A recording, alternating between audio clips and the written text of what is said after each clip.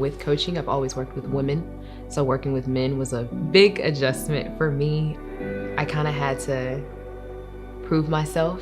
So I always talk a lot about how I have been programmed since I was little to be pleasing. We have fought very hard against that being done to our children as well. I had to initiate that conversation, and so I had to step out and be firm, hey, look, not your peer, not your friend.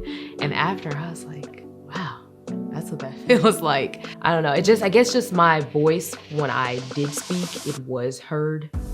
First or second year in graduate school, I went to a conference, and one of the prominent speakers who was male was saying, oh, psychology is very much becoming feminized and this is a problem. And my advisor, Wendy Heller, stood up and said, what do you mean?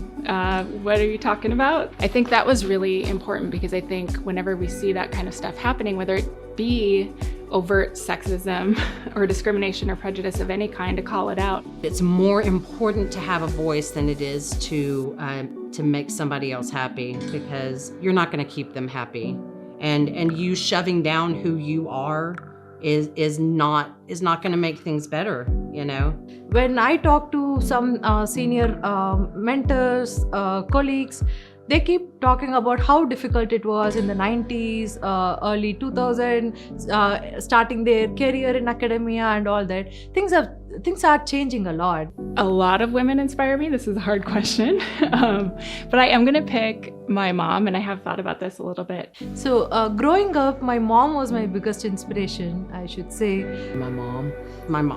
After school she was there, and before school she was there, and she had her own business.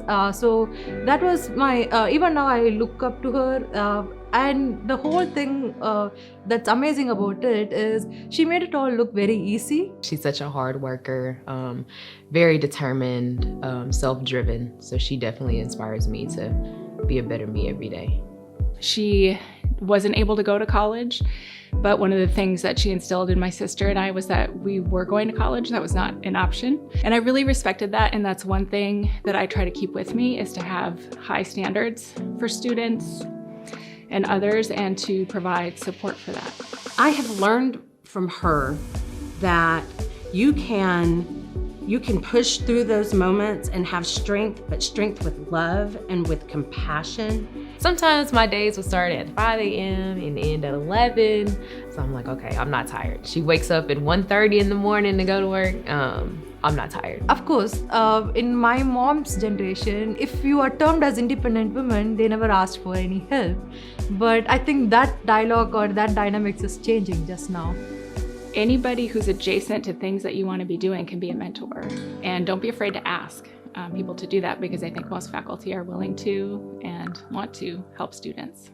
Asking for help doesn't mean that you are slacking away. It's just expressing that something is of concern and you need someone to address it, or you need probably collaborators or stakeholders who can also benefit from addressing those issues. This moment is so incredible, and it brings me so much joy and hope for the future of what higher education looks like, as long as we continue to elevate people who are not normally in positions of leadership and get those people into positions of leadership. Our campus, it really comes from the top, and I think we're lucky to have President Calhoun, because we're working on things like gender parity in pay. We're looking at things like childcare, which disproportionately affects women. A lot of people think that women can't succeed in an all-male dominant field, but you can. You just know your stuff. Whatever field you're in, when you're knowledgeable in what you're doing, that respect is earned.